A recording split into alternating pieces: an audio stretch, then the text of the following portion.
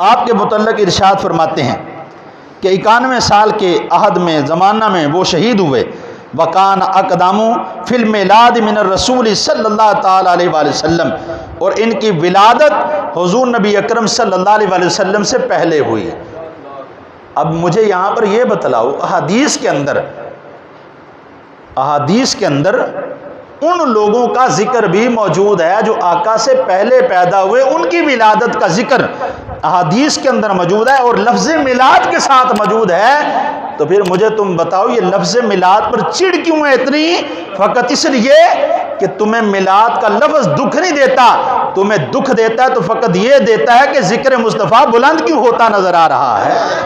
ذکر مصطفیٰ کی شمع روشن ہوتی کیوں نظر آ رہی ہے، ہر عاشق رسول کا چہرہ تمتلاتا ہوا کیوں نظر آ رہا ہے، ہر عاشق رسول کے چہرے پر مسکراہٹ کیوں نظر آ رہی ہے، ہر عاشق رسول جو ہے وہ پیارے محبوب کا میلاد مناتا ہوا کیوں نظر آ رہا ہے؟ میں کہتا ہوں منا اس لیے رہے ہیں کہ ہم پر یہ احسان کسی اور نے نہیں کیا، ہم بحیثیت مومن احسان مند ہیں، اور خالق کائنات ہمیں ہی یہ فرما رہا ہے لقد من اللہ علی المؤمنین اذ بعث فیہم رسولا، اے مومنو میں نے تم پر احسان کیا کہ تمہیں اپنا محبوب عطا کر دیا ہے۔ یہ خالق کائنات کسی اور کو تو مخاطب ہی نہیں ہے،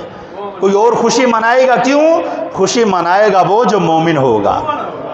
خوشی وہ منائے گا جو مومن ہوگا۔ تو خوشی چہرے تے بٹ پا کے نہیں بکھائی جاندی، خوشی جب بھی ظاہر کی جاتی ہے چہرے پر ہنسی لا کر ظاہر کی جاتی ہے۔